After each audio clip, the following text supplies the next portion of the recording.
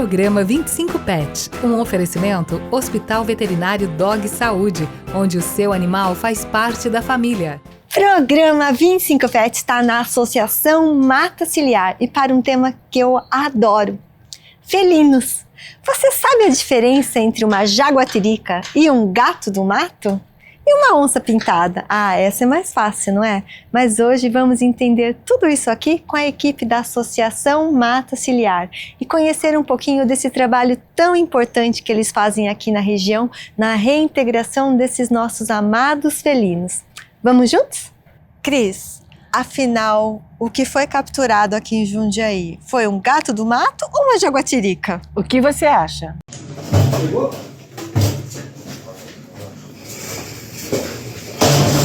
Pegou. Levanta o tambor. Tambor. Aí.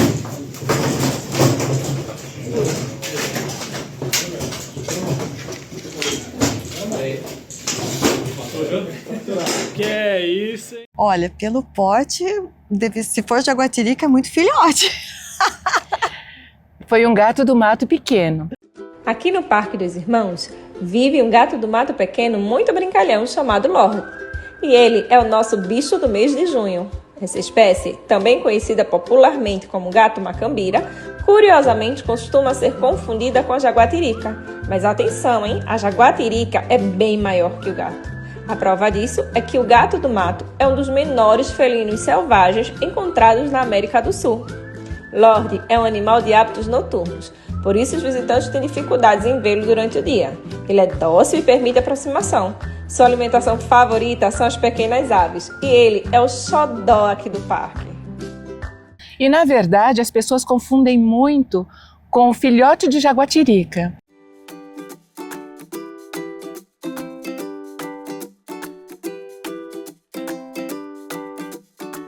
Então, hoje nós temos 2 animais em internação que estão sendo cuidados porque com esse frio eles ficaram doentes. São animais já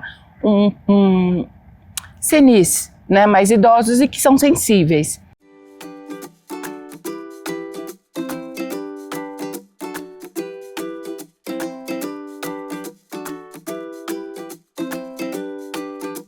Mas são animais aqui que moram há muito tempo na associação.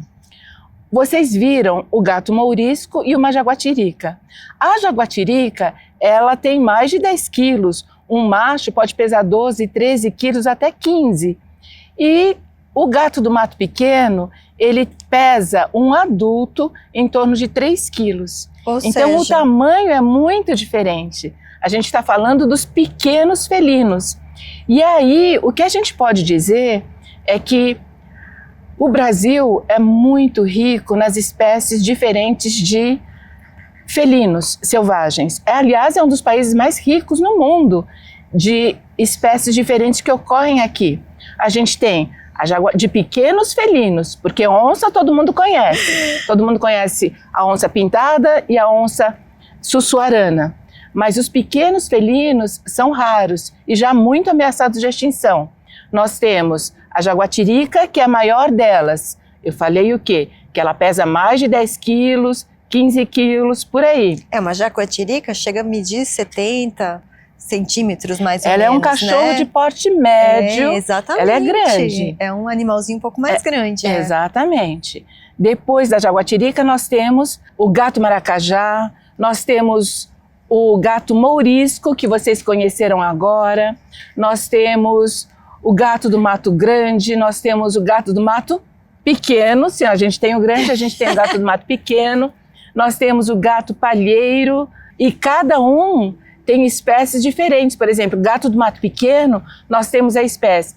subespécies, né? Na verdade, é a espécie diferente, porque o gênero é um só, leopardos, mas a espécie agora, a gente tem gutulus, que é da nossa região, e nós temos também o tigrinos. A cada dia, na verdade, a gente vai descobrindo mais e mais sobre novas espécies e sobre espécies que a gente achava que era uma só e que se dividiram. Gente, conversar com a Cris é uma enciclopédia. Não, de jeito nenhum. É que o dia a dia faz com que a gente fique mais atualizado em relação aos felinos que ocorrem no Brasil. E queira ou não, falou em felinos, a gente tem muita experiência aqui na Associação Mata Ciliar e a gente tem um trabalho de resgate que envolve os grandes felinos. Isso sim, a Mata Ciliar ela se destaca porque o trabalho com animais de alta periculosidade no resgate, como onça pintada, como onça parda, a gente tem desenvolvido bastante. Agora, Cris, antes da gente ir adiante, para nós que somos leigos, né? A diferenciação entre todas essas espécies, as principais são o porte e a coloração. É isso que diverge basicamente. E tem alguma diferença também de temperamento? Ou seja, um apesar de ser selvagem, é mais dócil, ou são todos com o mesmo temperamento? Porque, gente, animal silvestre não é pet, né, Cris? Exatamente. Olha, não é a coloração, mas sim o padrão de manchas. Né? Tem aqueles que têm manchas e aqueles que não têm manchas. Então, por exemplo, a sussuarana ou a puma ou a onça parda, ela não tem manchas, assim como o gato mourisco não tem manchas. Os outros têm manchas, mas o padrão das manchas é diferente. Então, quando é um filhotinho de jaguatirica, eu sei que é um filhote de jaguatirica porque ela já nasce com um padrão de manchas diferente do gato maracajá ou do gato do mato pequeno. E assim por diante. Só que é muito difícil, muito difícil. Então a gente que tem a vivência do dia a dia, a gente consegue distinguir. Mas para um leigo, o pessoal chama todos de gato do mato, acham que a jaguatirica é filhote de onça pintada, fazem a maior confusão, mas é natural. Ou seja, é um felino, não é? É um felino e é silvestre, não é doméstico, não é para ter em casa. Então, mesmo a onça que a gente vê, né, que as pessoas acabam querendo abraçar uma onça e etc. Não pode, porque enquanto é filhotinho, você está cuidando, mas depois esse animal vai começar com seus comportamentos naturais, que não são de agressividade. É um instinto, né? É um instinto. Brincar com um gato doméstico, aquele que você tem em casa, na sua cama. Na hora que você brinca, ele já arranha, imagina uma arranhadura de uma jaguatirica, não é? Então a gente tem que tomar cuidado. E esses animais, eles têm que cumprir o seu papel em vida livre, na natureza. Eles não têm que ficar no nosso quintal. Então, o papel deles em vida livre, eles são predadores. Então, eles predam animais e que é importante para a gente viver num ciclo, num equilíbrio, entre aspas, né? Porque está tudo tão modificado, mas sem eles, a qualidade ambiental já diminui muito. Então, é importante que esses animais estejam em vida livre. E a Cris aqui passou um recado muito importante, gente, porque muitas vezes a gente vê aquele filhotinho lindo, né? Parece um gatinho, mas mais fofo ainda. E a gente pega e quer cuidar em casa. Só que quando é filhote, mas eles crescem. E aí, quando crescem, afloram ainda mais os instintos. E aí que é o problema, gente, porque o que acontece? O animal, ele está domesticado, mas ele tem o instinto dele silvestre, né? Então, ele não consegue ficar dentro de casa, mas aí já dificulta muito e às vezes até impossibilita que ele seja reintegrado na natureza. Esse é um dos grandes problemas, né, Cris?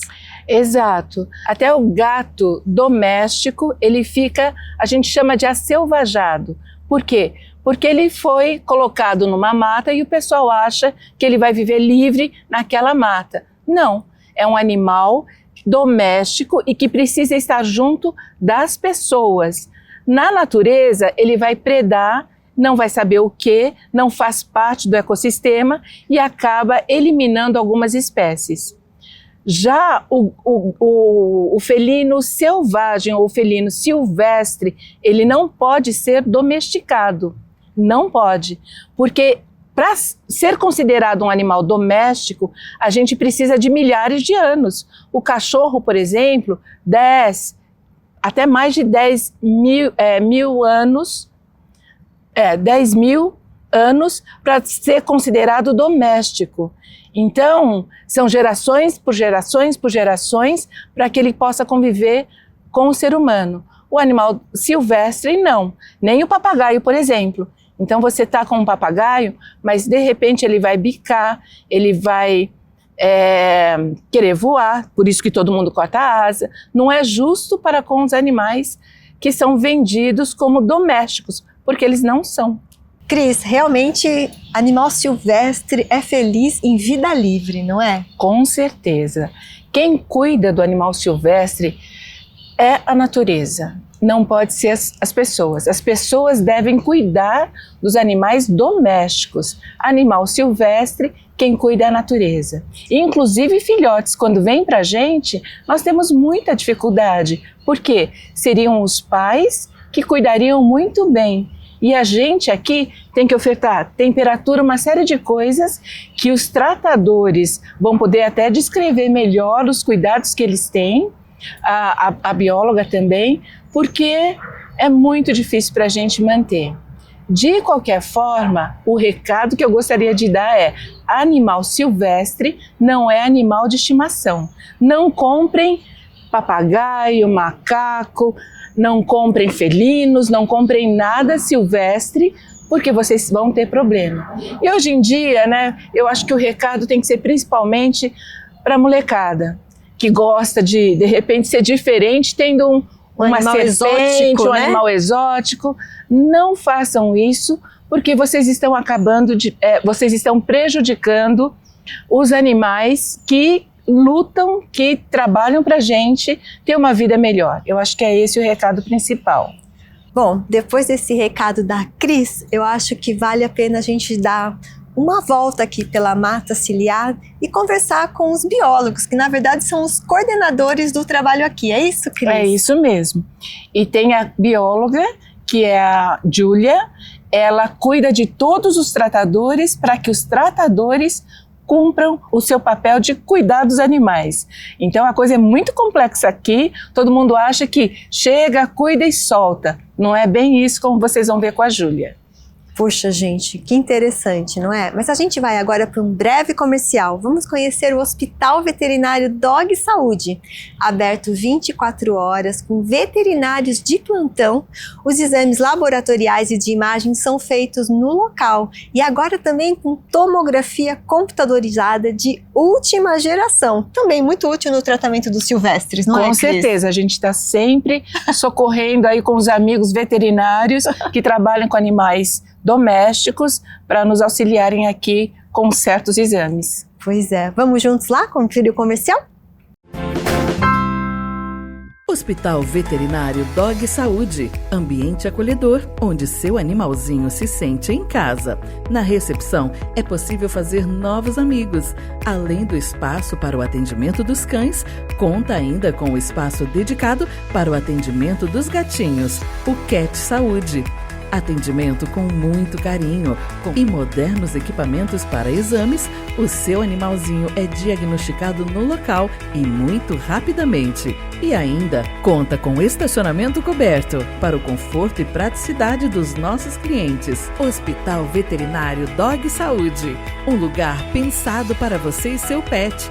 Aqui, o seu animal faz parte da nossa família. Rua Rangel Pestana, 1178, Centro.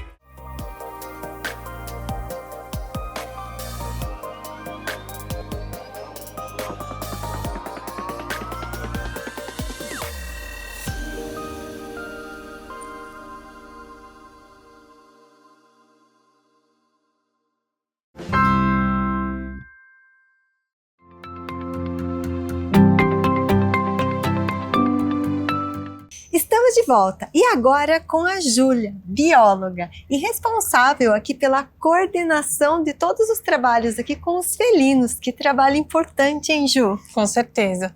Agora, Ju, me conta, existe um manejo, né, dos animais quando eles chegam aqui na Associação Mata Ciliar. Alguns são felizes e podem ser reintegrados, outros nem tanto, muitas vezes chegam aqui e não podem ser reintegrados. O manejo é o mesmo? E como funciona isso? Porque essa rotina, pelo que a Cris comentou com a gente no primeiro bloco, ela não é tão simples como a gente pensa, né? Bom, a gente recebe animais de muitos históricos, né? Então, dependendo do animal e dependendo de como ele chega aqui, o trabalho é diferente. Então, é um trabalho individual para o animal. Então, se a gente recebe, por exemplo, uma jaguatirica filhote que se perdeu da mãe, o trabalho com ela é diferente de uma adulta que foi atropelada, por exemplo. Então, a primeira coisa que a gente faz quando chega um animal aqui é uma avaliação individual com o histórico. Então, esse animal ele vai ser avaliado pelos veterinários daqui. Caso precise de um tratamento com remédios e tudo mais, isso vai ser aplicado para eles. E esse animal ele vai ser observado para depois passar para um recinto que também é de observação, para aí sim a gente avaliar se ele tem possibilidade para uma reabilitação ou não. Então, esses felinos que chegam filhotes, por exemplo, precisa de um tratamento e uma observação muito mais ativa do que um adulto que já tem aqueles comportamentos naturais dele. Então, é uma reabilitação que seria realmente mais rápida para esses adultos. E um filhote que vai ter todo o acompanhamento dos pais no início, eles vão aprender a caçar, vão aprender a se esconder, aprender tudo com os pais. Então, são coisas que a gente precisa ensinar aqui para ver se eles conseguem ser reintroduzidos na natureza. Então, tudo vai depender da forma que eles vão chegar para a gente e da forma que eles vão responder à reabilitação.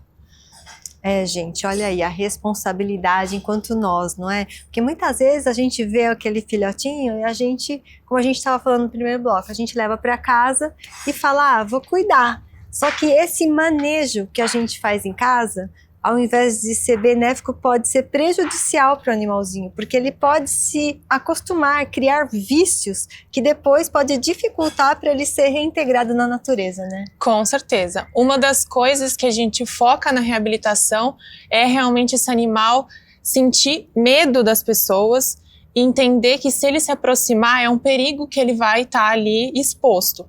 Então, esse animal que foi criado ou teve contato com as pessoas na sua infância ou em qualquer época da vida, ele vai entender que o ser humano não é uma ameaça para ele. Então é uma das coisas que a gente foca na reabilitação para que ele não se aproxime dos seres humanos e evite, né, os acidentes que essa aproximação pode causar. Olha aí, gente, mas aqui um ponto importante, quando a gente fala para ele ter medo do ser humano, não é porque a gente vai bater nele, é porque a gente vai ter os recintos que são mais próximos na natureza e com menos contato dos humanos.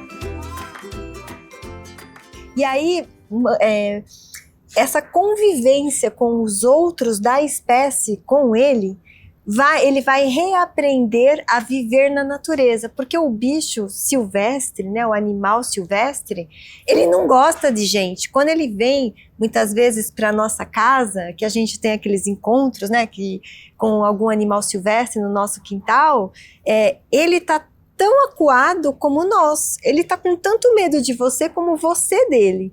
Então, na verdade, para eles, esse contato com o humano, esse encontro com o ser humano, não é uma coisa natural, não é? Não é uma coisa natural e acontece justamente porque toda a população e todas as construções e tudo estão se aproximando desses habitats naturais. Então, claro que não é a intenção dele se aproximar das pessoas. Ele vai se perder ou vai acabar encontrando um sítio, uma fazenda, na procura do seu alimento e acabar dando de cara com os seres humanos, né? Ju, você tocou num ponto importante, né? Com esse avanço da urbanização, se tornou até comum hoje a gente encontrar um animalzinho silvestre, né? Ou ter notícias de um animalzinho silvestre que foi capturado dentro de uma casa, numa chácara, enfim, em um lugar mais urbano, não é? Como a gente deve proceder nessas situações? O ideal, claro, é a gente não se aproximar daquele animal, não tentar pegar, não tentar manusear, não tentar alimentar, deixar o animal onde ele está. É importante recolher os seus animais domésticos, gatos, cachorros, para não ter nenhum acidente com os seus animais e nem com aquele silvestre que está lá. E importante se afastar, deixar o animal não se sentir acuado, porque isso também, se for uma onça, por exemplo, um animal se sentindo acuado, sim, ele pode tentar se defender, então é pela segurança do animal e da pessoa que teve esse contato e acionar os órgãos competentes para ver o que precisa fazer, se precisa de um resgate ou se é só pegar e soltar num local seguro. Olha aí, gente, quanta dica importante para nós tutores, não é mesmo? Porque, primeiro, aqui em Jundiaí nós temos uma guarda ambiental, que nos ajuda muito. Esses profissionais, eles são treinados na captura de animais silvestres. Então, eles vão ter o manejo correto com esses animaizinhos. E um ponto aqui muito importante é que muitas vezes, nessa nossa tentativa de captura dos animais, nós podemos feri-los, e alguns deles de uma forma tão séria que depois eles não podem ser reintegrados na natureza. Isso também é algo muito importante para a gente ter em mente, tá, gente? Então, assim, tentar capturá-los pode não ser a melhor ideia. O que a gente costuma falar é que a reabilitação daquele animal inicia no momento da captura. Então, por exemplo, se é um pássaro, que é um animal muito sensível, ele for manejado, recolhido de uma forma errada, o estresse daquela situação vai atrapalhar na reabilitação. E se for um animal realmente muito sensível, ele pode morrer no momento da captura se for do jeito errado. Então é importante acionar os órgãos que sabem como proceder para que aquele animal não sofra e as chances dele voltar para a natureza sejam as maiores, né? Olha só, gente, quanta dica importante, não é mesmo? Espero que vocês tenham gostado desse programa de hoje. A gente fica por aqui com a Júlia, aqui na Associação Mata Ciliar, e aquele recadinho para você, não é? A Associação Mata Ciliar tem um trabalho muito importante e muito sério aqui na região. Então, se você puder, colabore. Há várias oportunidades de você colaborar. Se você entrando na página, que o link está aqui abaixo, da Associação Mata Ciliar, você vai verificar que você pode adotar um animal silvestre. Aqui, gente, é virtual. Você não vai levar o animal para casa, mas você recebe mensalmente um relatório com fotos falando como está aquele animalzinho que você adotou.